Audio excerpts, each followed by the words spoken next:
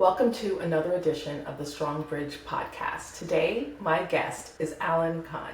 He is the founder of Alan Cahn Consulting, as well as a member of the Henley Leadership Group, and he's part of their coaching team. So really excited to talk to him today and get his insights. And so I want to welcome Alan. And Alan, we're gonna dive right in, and I'm so excited for the audience to hear you a little bit about your consulting firm and what got you into this space. Yeah, beautiful. Thank you, Patrice. Thank you for inviting me. And from the brief talk we had before we went live, I feel a real connection with you. So I'm ready to go. And was that a question you want me to answer? Yes, please tell me a little bit Good. about you and how you got into this Sure. space. Sure. Well, I was born in New York City, and for most of my formative years, I thought I was going to be an electrical engineer. And when I arrived at MIT in 1967, and we were in um, the hippie age and the end the war in Vietnam age and the spiritual movement age, I got much more interested in how human beings can live consistent with what's possible for them than the engineering side of life. And since the age of 22, my life has been about somehow contributing to the way people live their lives so that there's more value, more heart, and more possibility present. I lived in a Zen monastery, and then I worked for 32 years with a transformational educational uh, worldwide company, and rose to the top, was a senior leader on the design team and a senior manager. And then for the last 11 years, I've been working with Alan Cahn Consulting with individuals, couples, teams, and organizations. And then for the last 8 years, been on the faculty of the Henley Leadership Group, which is also working in this field of professional, executive, and leadership coaching. So, really, what got me into it, short answer, is my commitment to have my life contribute to humanity. That is so beautiful just to hear how all of those pieces have come together to bring you to this point. To hear that you were part of a monastery for all Yeah. that time. That's not something you hear every day. Yeah, no, in my senior year at MIT, a group of us started a vegetarian restaurant because at that point there was a phrase, you are what you eat. And we thought we were going Right. to transform the world by feeding them good food. And one of the patrons who came into our restaurant was a Zen master named Philip Kaplow, and he so loved the food, and we interacted with each other. And he said, "Why can't the monks at my monastery make vegetarian food this tasty?" And invited me to become a chef, a cook in the monastery. And so I went and lived there for 6 weeks. Yeah, Oh my yeah. gosh. So, what did you learn there? What was your key takeaway from being there for You know, that amount of time? well, I was 22 and very arrogant, and my key takeaway was the importance of being present. And why I left was, since my life was about contributing to others, I couldn't see Americans all becoming Buddhists. I thought, well, if I was in Japan, I might have stayed in the monastery for the rest of my life. And after I left the monastery, got involved with a mystical Christian group and started teaching and coaching people on, mystical Christianity. And then in 1976, I did something called the S training, and that was a 4 day event that really was about transforming your experience of living so that the situations and problems you're putting up with just clear up in the process of life itself. And I had a very, very powerful experience there, and ultimately wound up working with that organization, which then became Landmark for 32 years. So, you know, pretty much since 20, age 22 onward, my life's been about finding the best way to contribute to others. Yeah. Yeah, so I'm curious about this because it just from hearing about your experiences and how they are varied yet connected. Yeah. How do you incorporate some of your learnings with your clients? Yeah. Such a brilliant question. I tell people when they're interviewing me, I say I'm not your typical coach. So if you want you're the typical coach, you should look elsewhere. But I'm a storyteller, I'm a coach, I'm a consultant, I'm an advisor, I'm a nudger, a prodder, a challenger, and a listener. And I draw on all of my experience to see what's appropriate for the person that I'm talking to. So I'll be working with clients age 16 to, I think the oldest client is 83. And if you only have one approach as a coach for reaching people, and making a difference, there's so much you're going to miss. And it's like a car. If it only has one gear, it's limited in what it can do.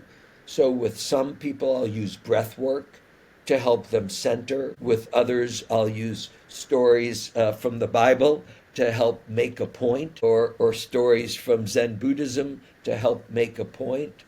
With some, I'll recommend that they have a mindfulness practice of their own so that they can break the grip that their brain patterns are having on their behavior and create new brain patterns. So I use it all. I'm an eclectic human being and think that the experiences that I've had that made a difference, the only reason I had them was so that I could contribute them to others.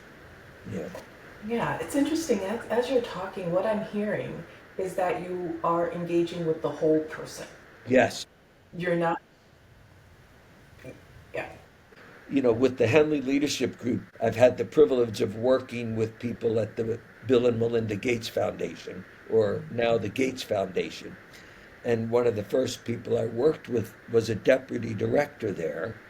And at the end of the first year, he became the coach of his son's soccer team.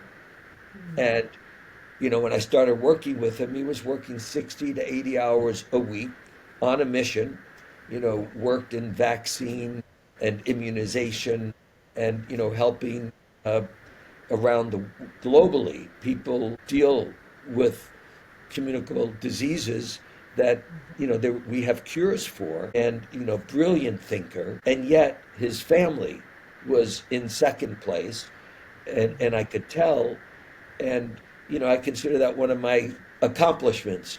And now I'm working with an executive in the Providence healthcare system, and since we started working together, he's lost 35 pounds. Now, the people who hired me to work with him hired me to make him a better leader. But what was clear, one of the things we needed to deal with was his relationship to his body. So I'm not excited by the notion of just having people be more effective. What I'm excited about is having people be more of themselves, wherever they are. Yeah. Would you consider yourself a life coach? Since there are so many life coaches out there, I don't like to use that term because it doesn't say much. What I say that I am is I'm a status quo disruptor and an evolutionary accelerator. You know, so I think we're all, whether we realize it or not, we're all on a growth trajectory. Some of us are on a downward part of the trajectory, on an upward part, and my role is to help speed that along.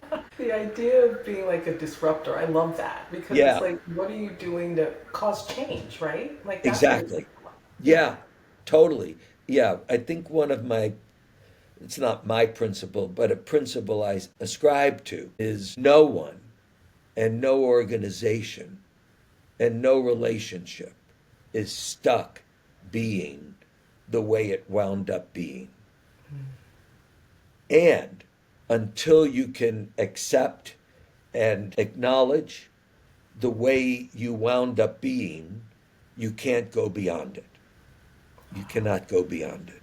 Yeah. So both as a team, I work with founders and co-founders and their founding teams, and they've gotten to a certain point in their working together, but they've hit a ceiling.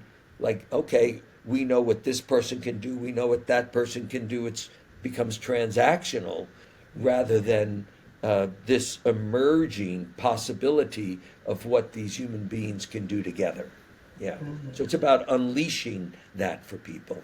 Yeah. I'm curious the process of getting to the root causes of some of these things. It's very What good. do you have a secret sauce? Yeah, well, my secret sauce is I don't pay attention to the root cause unless it seems like it's important. Yeah. Why do I say that? I know just to look in the field of health, there are so many people who know why they overeat or why they don't take care of their bodies. They know, well, it's because my mother did this, my father did this, I grew up in this environment. And the knowledge of why you are the way you are doesn't produce behavior change, period. So one of my mentors years ago said, I'm kind of like an auto mechanic. When the car comes in to be repaired, I don't need to know what they did wrong. I need to get it back on the road. Ah, Uh, Now, with people who are very analytical, and I point to my head as I say that, for them sometimes understanding why they are the way they are feels important. And so rather than argue with them like it's not important, we'll deal with that. But then what they really need is what can they do about it? right. What can they do about it? Yeah. Yeah. So it sounds like what you're bringing to your clients is really a holistic experience, right? I love that word. Yes.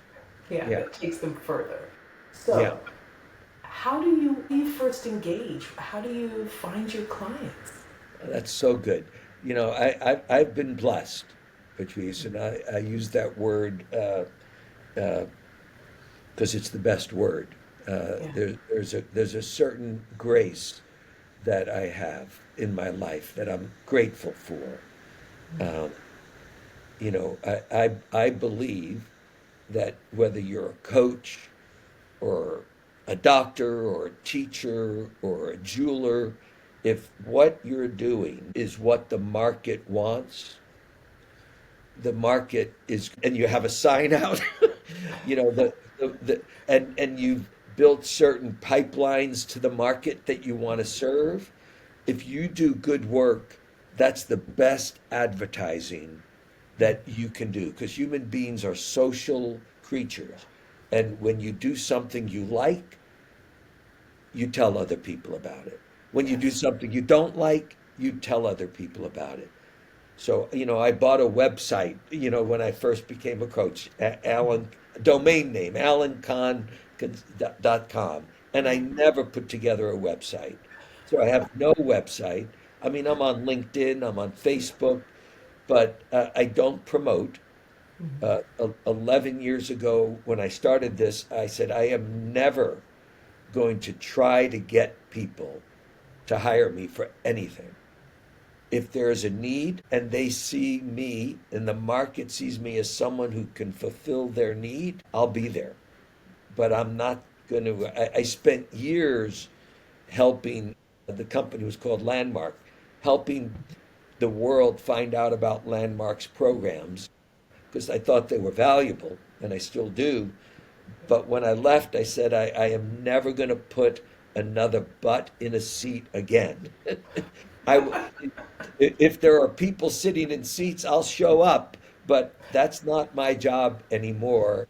My job is to work with people who want me to work with them. And when people interview me, either through Henley or through Alan Cahn Consulting, I never try to get them to hire me. I look with them to see if we both think it's a good match. Yeah. It's not about convincing anybody of anything. And by the way, that's the best sales approach anyway, is when you're not selling. You're just That's right. sharing and seeing if it's a good fit. And there are enough people and organizations that want to change and want to grow and want to be better at what they're doing, and they're looking for support. So if you're a coach and you're out there and you've got something that the market wants, you'll do okay as long as the market knows you exist. And I work with coaches on how to have the market know they exist. And this is going to sound, I don't know how it's going to sound, but it's not hard to find clients when what you're offering is what the clients are looking for. Yes. Yeah.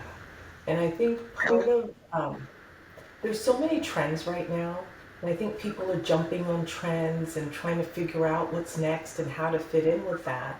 But what I'm hearing from you is when you're authentic, Yeah. then it comes to you.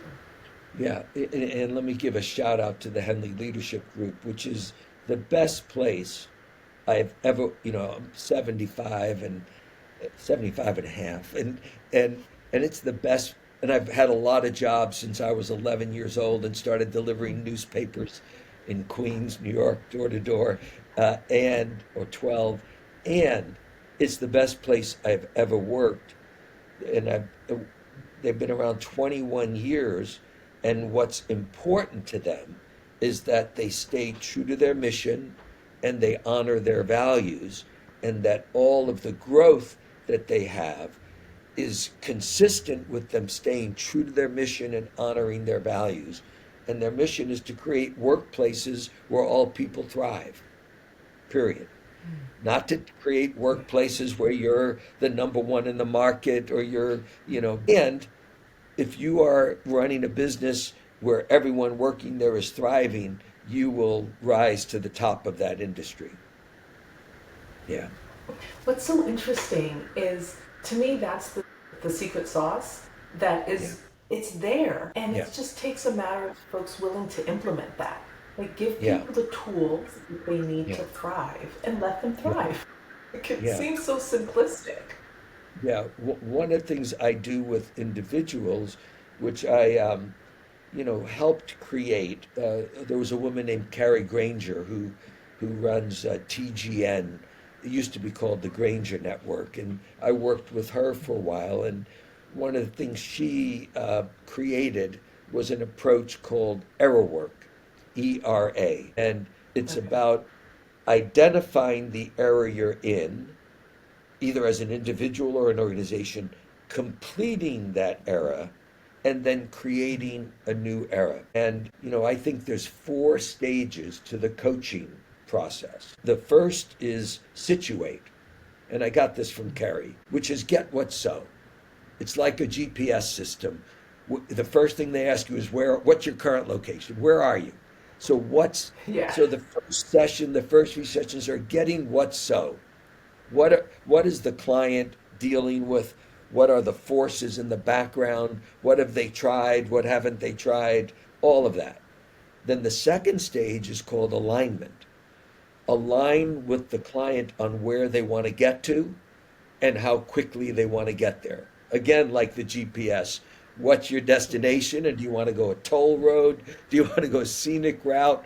You know, so align on the destination and how they want to get there. The third is execute, and along with execution means if you encounter an obstacle you didn't know, work your way around it. And then the fourth is end and complete.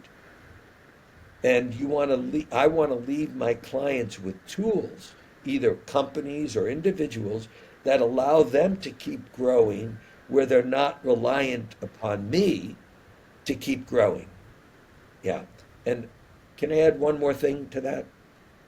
Yes. Yes. Good aspect of the coaching that I do not with everybody, but with those people where it's relevant, is I help them find their purpose.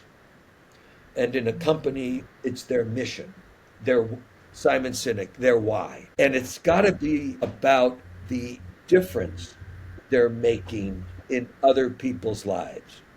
Not being number one in the industry but what's the difference they're making to others? So once you find your why, then the rest of it is about how do you live consistent with that reliably so that you're a mission driven, values based person or a mission driven, values based organization. And there's enough data out there that those are the companies that have a higher likelihood of succeeding, regardless of the product or service. But are they all about the contribution they're going to make and the values they're going to honor? Yeah, So I'm curious about how you feel when yeah, you see your clients making changes or yeah. taking the next leap. Like, what does that do for you? Well, you can see it on my face. I feel fulfilled. You know, I used to think I should be able to make a difference with anybody.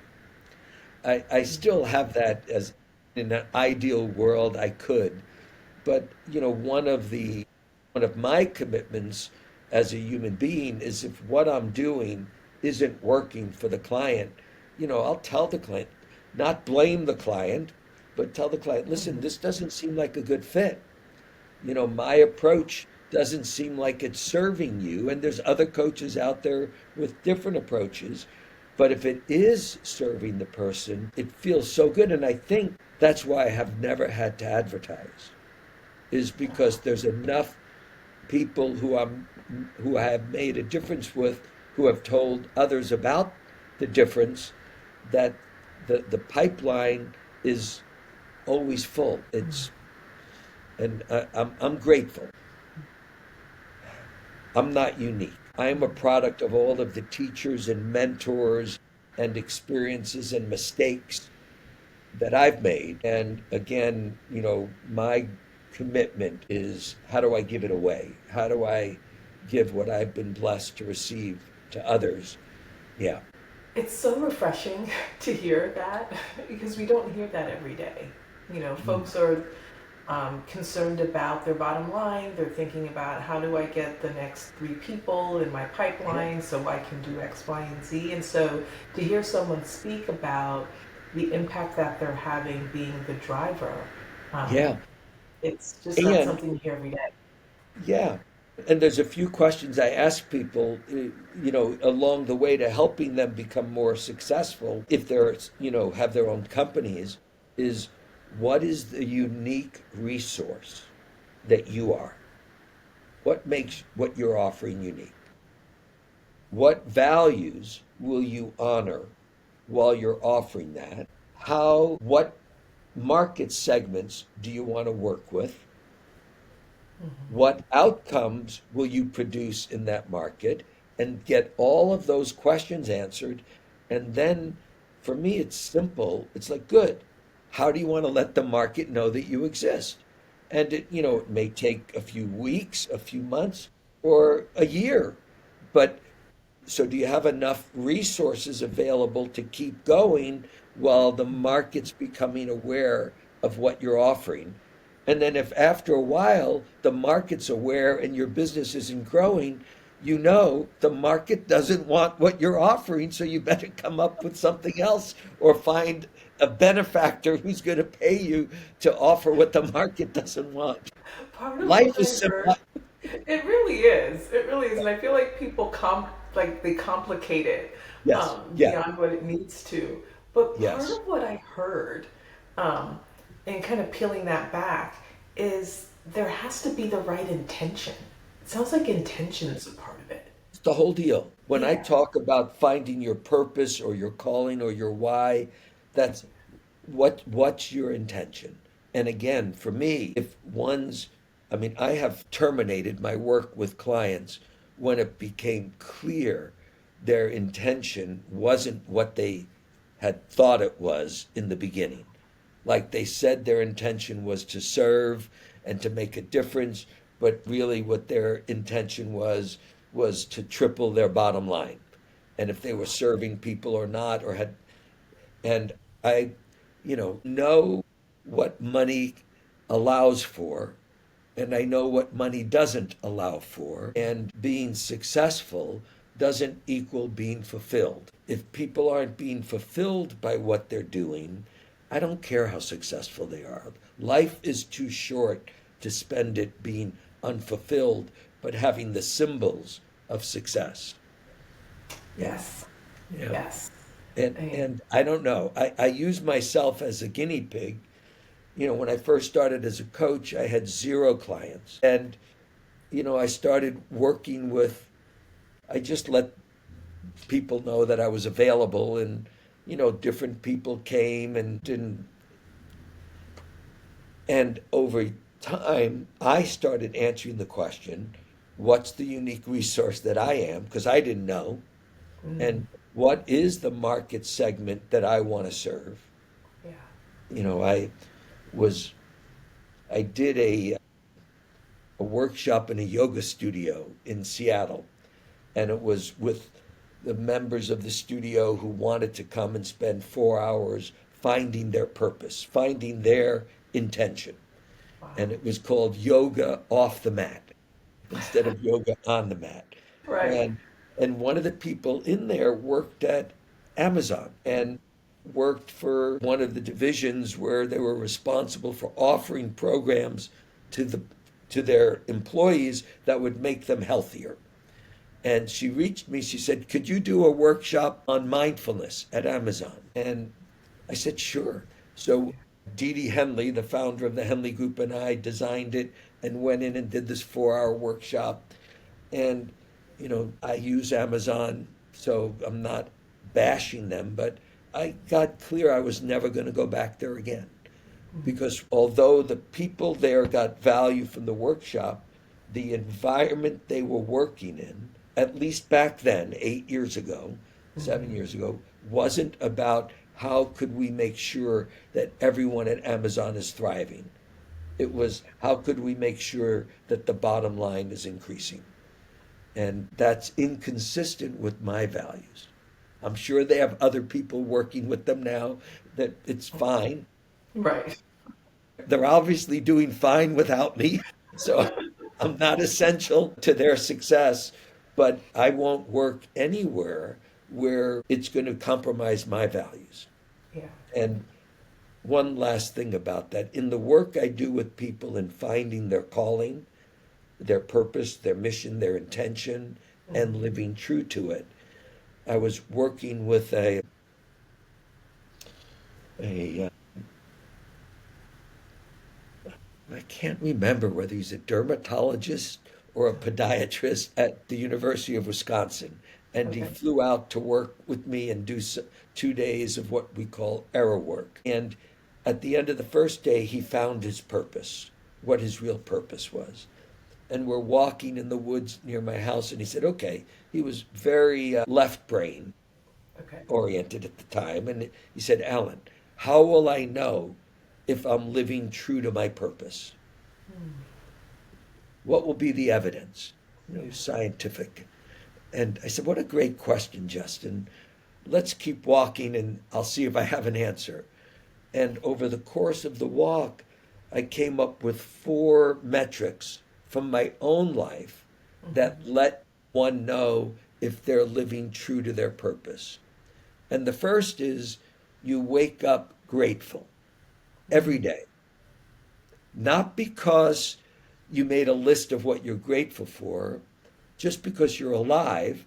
Because if the game of your life is to live true to your purpose, as far as we know, you need to be alive to do that. So you have another day to play the game and you're Right. grateful for that. It's Yeah. not, thank God it's Friday. No, thank God I'm alive.